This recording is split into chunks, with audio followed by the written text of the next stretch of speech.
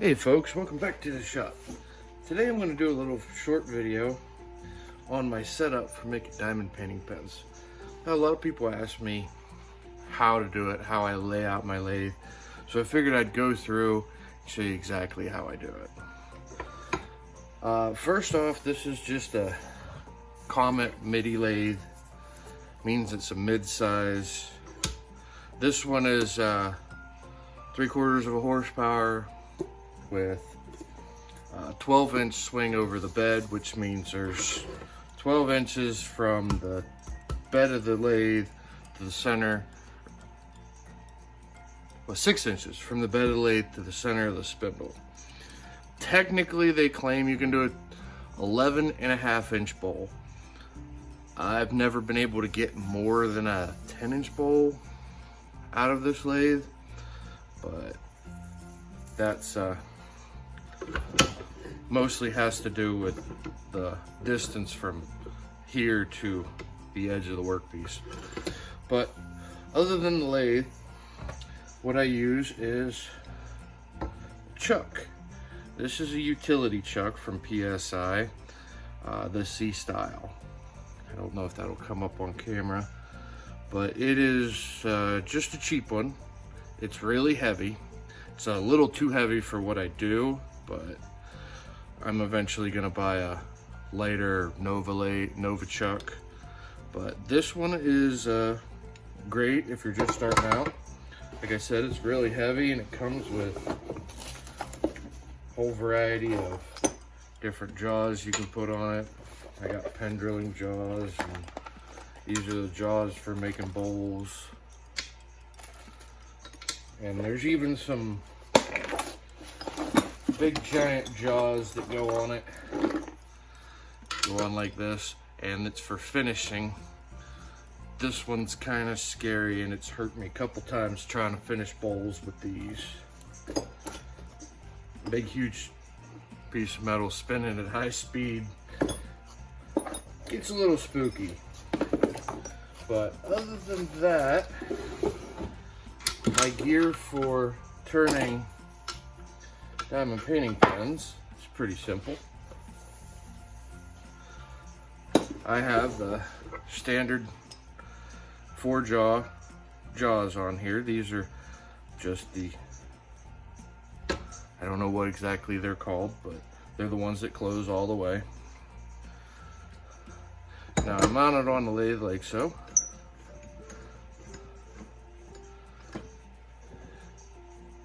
And what I do is I take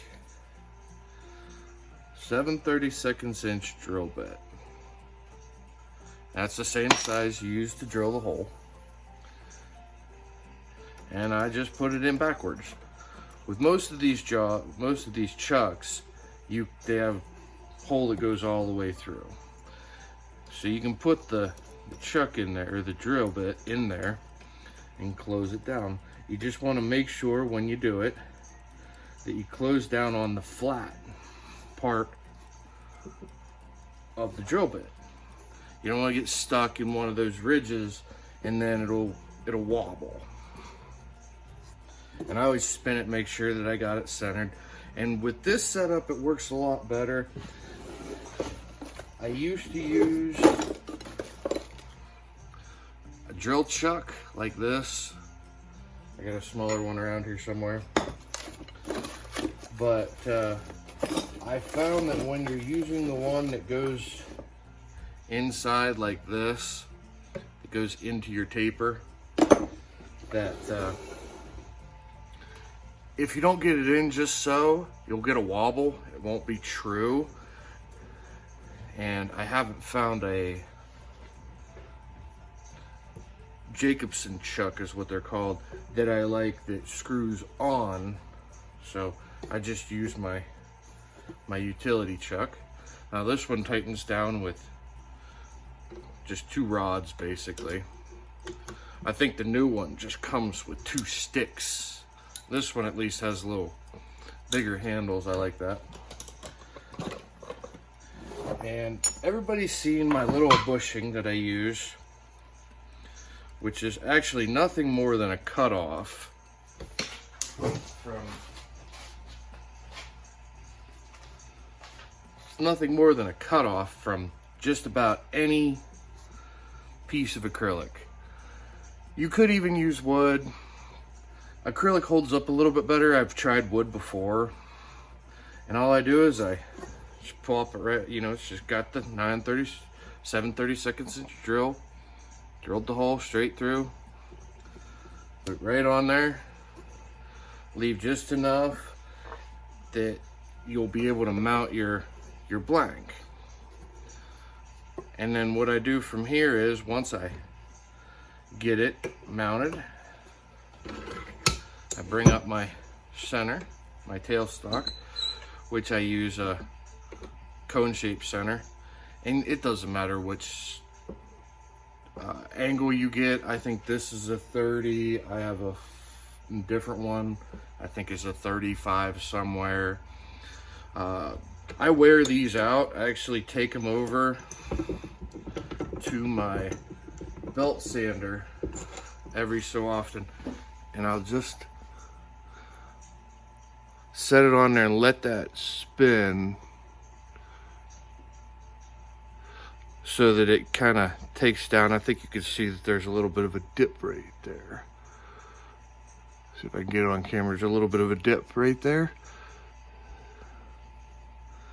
and it eventually causes some issues, but it takes a while.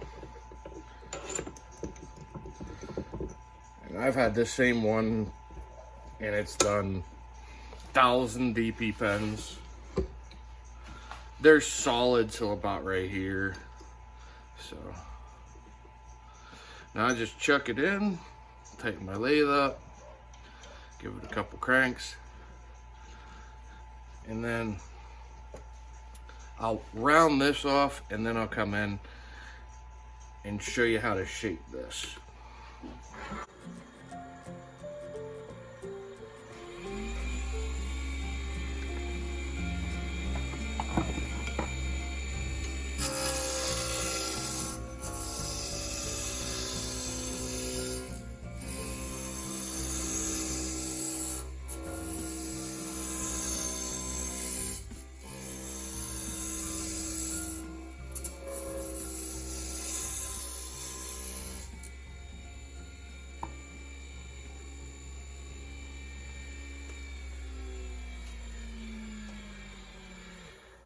Okay, so now I've rounded this just so it's not catching my tool or anything like that.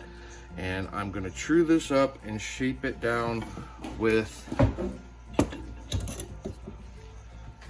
if you have a lathe, you should have one, just a standard parting tool. This is just your standard diamond shaped one. This thing is ancient. I got it from my father-in-law. I think it's from the 50s.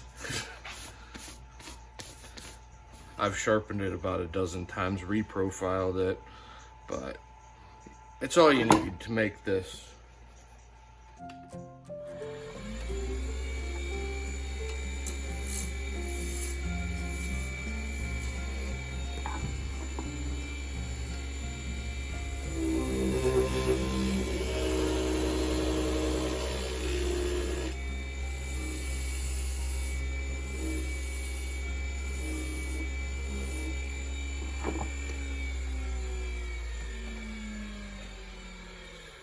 Now, as you see, I just parted all the way down to about the thickness I like to leave the ends. And I'm gonna come back in here and smooth this all out. And this bushing is really just here to give me something to push against with my tailstock and to protect my tool from hitting these jaws. If you look, you can see I've hit the jaws quite a few times. I've taken the teeth off of the end of this set of jaws with my carbide, but I'll smooth that out and I'll show you how it looks.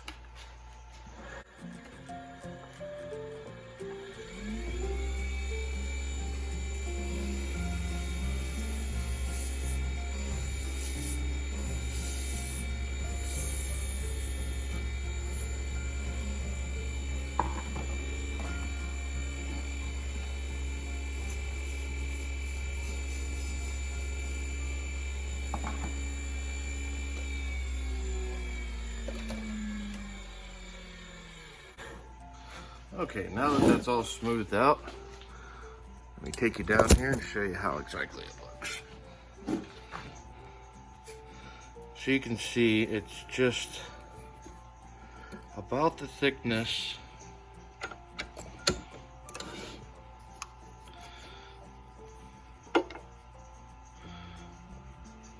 there. It left a little impression,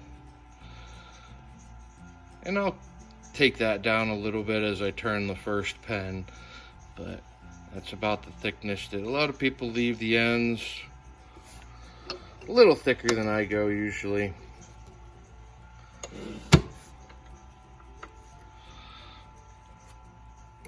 But yep. And there's my machine. Like I said, it's the variable speed. Used to say Comet here. I put a little duct tape backwards so my iPad will sit on there and not vibrate off. Helpful hint for when you're sanding and you get bored. That's all I got for you today. Thanks for watching. Leave me a comment if you have any questions or want to see me make anything else.